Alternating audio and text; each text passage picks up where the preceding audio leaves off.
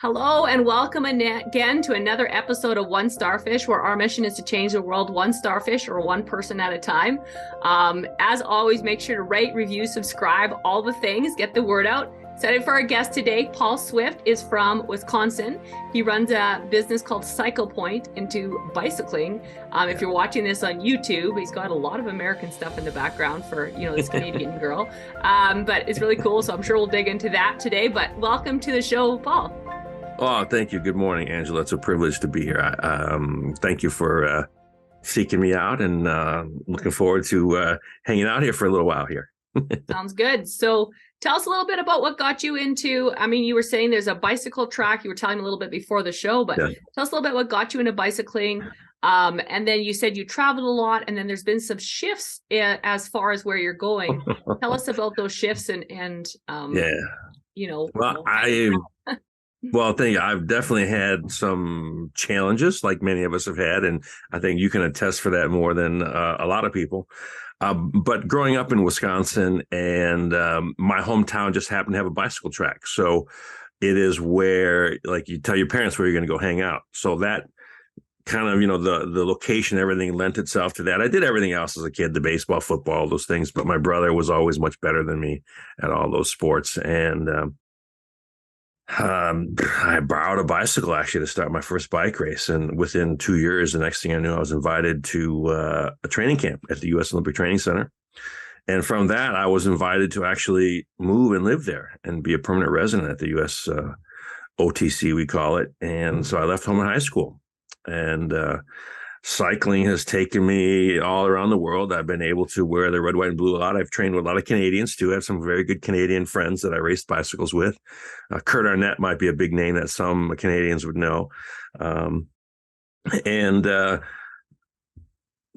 then my biggest thing is I have one that probably led me into where I'm in. I'm still being in the bicycle business. Is I have one leg a little bit shorter than the other one. And when I say a little, it ended up being a little over a centimeter. And when you race and train at the elite level, and you really were trying to fine tune that, especially on a bicycle, that difference was something that really, it made a big difference. And there really wasn't, I started in the 80s, so I'm dating myself, and there wasn't a lot of, you didn't really know where to go to address that. Right. And my sort of digging into that and fabricating and changing pedals and shoes and things led me into bike fitting. I started a company called BikeFit.com that I sold recently, but that led me into my career after cycling. So that gave me something to do. And I developed a bunch of products along that line. And then somehow I got in the fitness thing too, and did a bunch of stationary indoor cycling stuff. So my latest product is for the Peloton bike. Yeah. Awesome. So tell us about what, you got into all this bike stuff and all of that kind of stuff. What were some of the challenges that you had to overcome as you got into that? And, give us some tangible tips that might help some listeners. Well, I was a fat kid, and as one of my defense mechanisms is I just didn't let people see me. I didn't let them know that it hurt, and I never let them see my tears.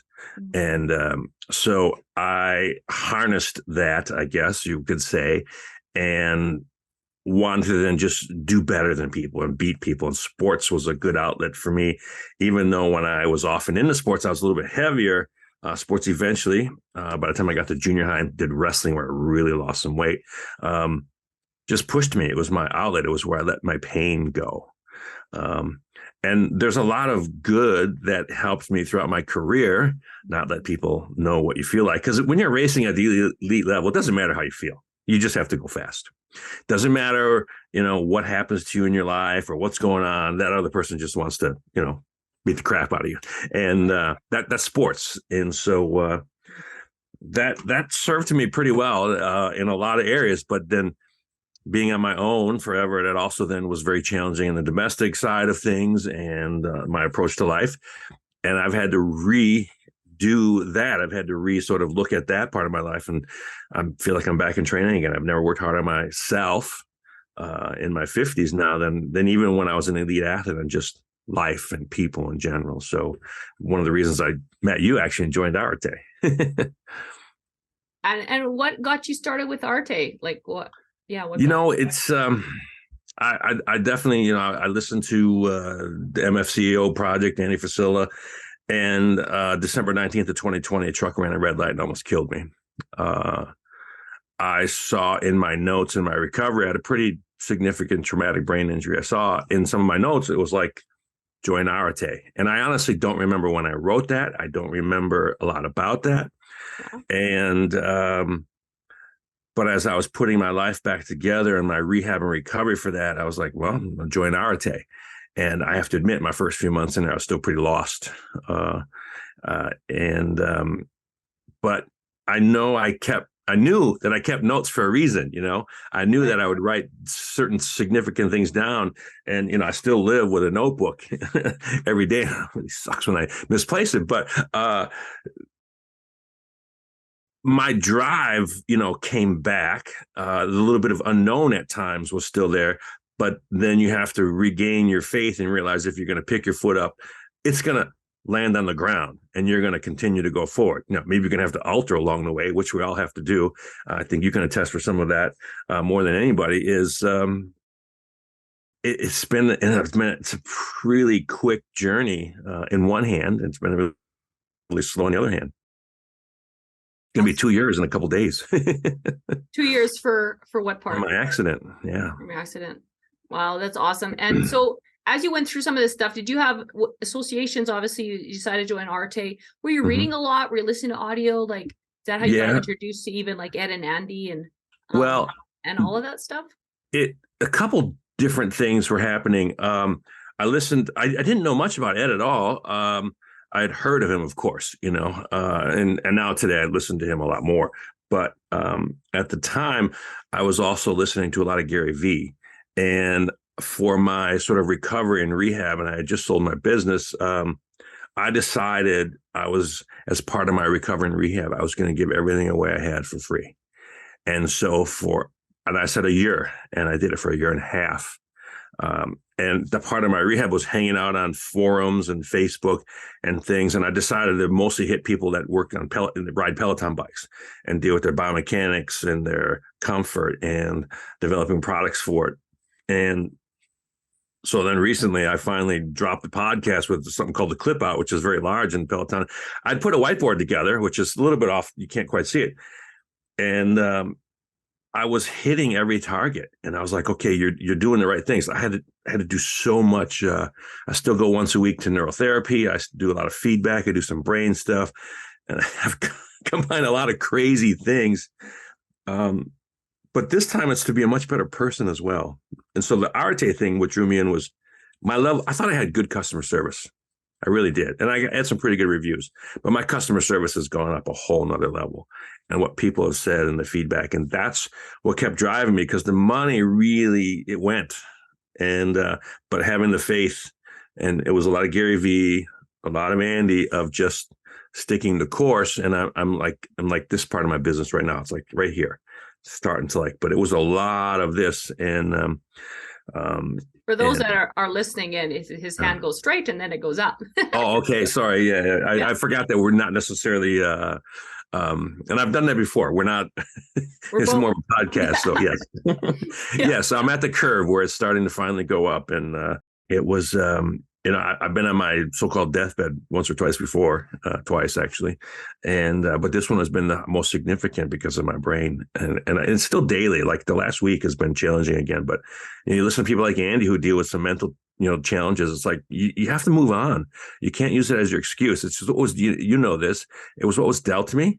Therefore, it's what I have to deal with. And I'm finding more and more the gift in it. You give away. Yeah, you give away what you don't have or what you're missing, and it comes back to you. So in dealing with some of the mental stuff, you mentioned Andy and dealing with like he had more depression and stuff like that. Is that something you deal with, or is it more just trying to get back from like a bad traumatic brain injury? A little bit of both. Yeah, I don't think I deal much with depression, but what I deal with, it's pretty wild how they can look at your brain and target different areas and things. And one of my biggest areas was organization. That was completely scrambled. Sticking on task, getting things done. I can get them done in a like bing, bing, bing, bing, bing, but like being focused, in which I like, listening with the RT and Andy, getting my like the days that I could really keep a focus, I could get a lot done. But I deal with a lot of that. Then the section of my brain that sort of can become hyperactive. I had about 4 or 5 months of the buzz was so strong that nobody could be around me. I was just, I was wired up like, and I was getting a lot done, but I was like the bull in the china shop. And then other parts like spatial awareness, I still have some challenges with that. I imagine you could relate to me a little bit.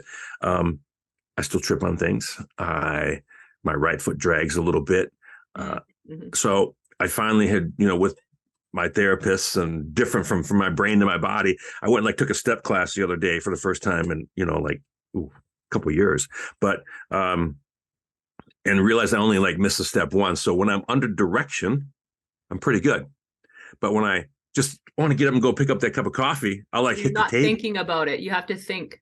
Yeah, I totally hear you there. Where that used to be like, my God, I was this amazing athlete. Even though I'm older, was pretty agile for a big dude. That has been a challenge. And so working on that. So it's not those things. Definitely can get me down, but I have 3 kids. So let's talk about some of those challenges. So how do you deal with that? Because I totally do understand that. But everyone deals with it differently. I know I felt the same way. I felt my legs were taken out from under me. Yeah. I didn't know how to handle it. I had to really work through a lot of stuff. So what is it? Where do you find your strength in all of that? Like, do you have beliefs in a higher power? What are, some of your family, like, where do you find some of your strengths so that, because there's people that maybe they aren't going through it right now, but you know what, things happen fast and you never know when you're going through something like this, that you feel your strength is not there anymore. And I think they get you through those days. Well, like when I first got married, I was diagnosed with kidney cancer and my wife was pregnant. And I had been on my deathbed once before. And I looked up and I'm like, God, like, why again, but like my wife was pregnant. I'm like, that motivation was like, I have to get through it. There was, once I thought about it one time, it never changed to be like, I had kidney cancer and they like wanted to remove the whole kidney. I said, look, I have a kid, so they went and did part of it. And it was an amazing journey. And like that one came back really quick, but it was physical. And I was used to more physical things being an athlete. This one's mental. Now, granted, there's the physical part of my spatial awareness, but I still have to work my brain a lot. I don't know. I've had traumatic brain injury. I've had domestic challenges. I live in a basement now. But most of my life is getting better. My wife had enough and I get it, so I did things like Man on Fire. I just went and worked on myself. I've never done that. So when I did the giveaway for free, I went to a couple seminars. I joined Arate. I went to Man on Fire, which is one of the biggest ones I could ever have done to work at. The guy's like, look, you got to work on yourself. And I never really thought of it that way, even though I always had done it. And it was, and it wasn't done in an egotistical way. It was done in a way of like, I have to work on myself. I'm more important than that. I'm worthy of this.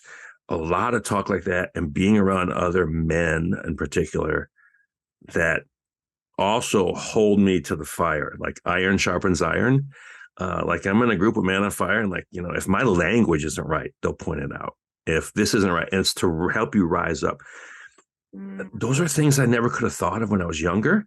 And I'm not so sure the world had this, for guys to talk to other guys about sensitive things and work on yourself at that level. So I have a group of guys I go to every day I check in with. And that when I'm not there, I hear somebody else's stuff.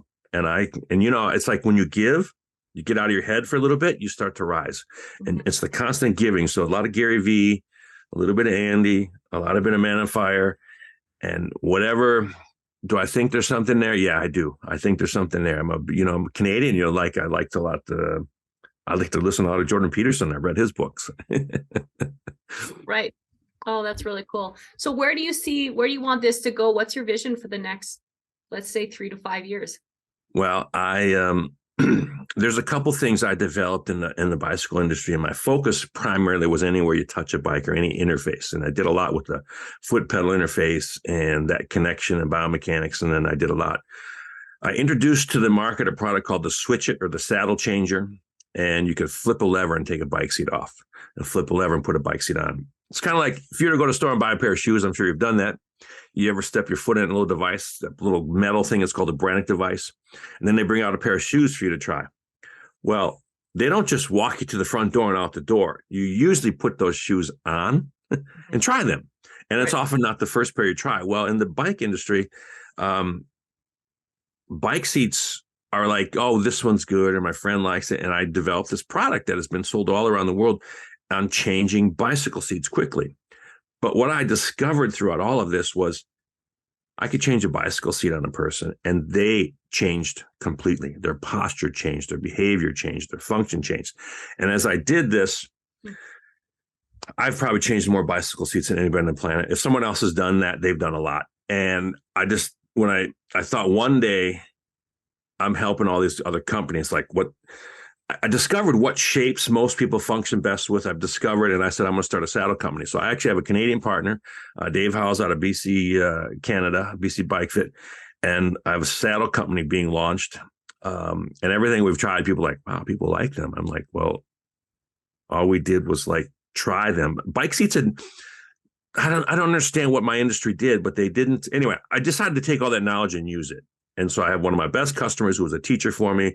And we're like, look, we got 80 some saddles on here, but these 4 are the ones that sell. So we took those shapes and we're making those. So I want to change the way the industry buys a bike seat. It's the number one, it's the most intimate part that touches our body. I'll still connect with the foot pedal interface and some pedal stuff. And then on the Peloton bike, I want to be like the number one place anyone goes to take their indoor stationary bike and make it better. For like example, on the Peloton bike, it depends on your height, but it could be 5'6", could be 5'4", could be taller. The bike was built too long. And so I have this product to bring in the handlebars. And then again, I have a gentleman down the street. He's 71. He's 6'1", but he can't bend forward anymore. So I want to be the go-to.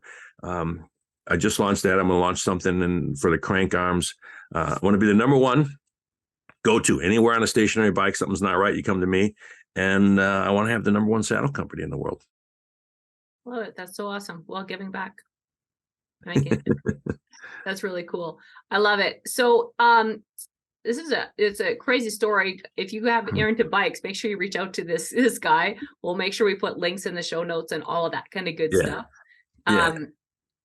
And before we wrap up, I always ask 3 final questions, and then anything that we didn't touch on that you think would be really valuable to our listeners. First final question is, someone's looking for their purpose. What is one sentence that you would say that could help them find it? You look for what you feel like you didn't have in life, and you give it away, and it becomes your gift. That's good. What is your favorite quote and why? I maybe like you too, I write down a lot of quotes all the time. I'm not sure if I could pick a favorite one right now, but what's one that comes to mind right now? But one that comes to mind, I always say 20 letters, 10 words. If it is to be, it is up to me. I love that. And number 3, what's one word or sentence you want on your gravestone? Dude. I'm just a dude, I like people like how do you do all this stuff, and like engineers or this or that. I'm sitting down, I'm like, I'm just a dude who loves this stuff. So maybe the word is passion, but to me, being a dude is passion. I love that. So awesome. All right. So you run into someone in a coffee shop, Paul, and they listen to the podcast. What's one thing that maybe we didn't touch on that you just think, is really important for our listeners to hear? Well, I feel like life and bicycles can often go together. We are off the bike like we're on the bike, and vice versa. And anybody that rides a bicycle, because people ask me like, well, so what is a bike fit? And I have a very different definition than most people in my industry. I said, a bike fit is whatever you want it to be. And they're like, what are you talking about? I said, well, if I want to ride to the coffee shop with my friend, I want the bike ride to be at my conversation, my friendship, getting to the coffee shop, enjoying that coffee. I don't want to think about the bicycle. If I am racing, and I've worked from the Tour de France or whatever, if I'm in a bike race and you're racing and you have to think about racing, I want you not to think about the bike at all and think about your race. So that's my goal, is anybody who rides a bike, whether it's to the grocery store or to that, my goal is to make that sort of bicycle disappear or blend into whatever your life is. So you don't have to think you're at some sort of level to like, well, I'm not this, I'm not that. It's okay. It's great mode of transportation. It's a great thing of fitness. I just want you to enjoy it. So my goal is that everyone experience the ultimate joy and wonder of cycling. I love that. So cool. As always, listeners, make sure to rate, review, subscribe, follow. Like I said, we'll have Paul's information in the show notes. Reach out to him on social media or whatever, and ask him any questions that you have. As always, let's go out there. Let's change the world one starfish or one person at a time. Together, if we could change one starfish at a time, we can change the world. Thank you so much for being on, Paul. Thank you, Angela. My pleasure.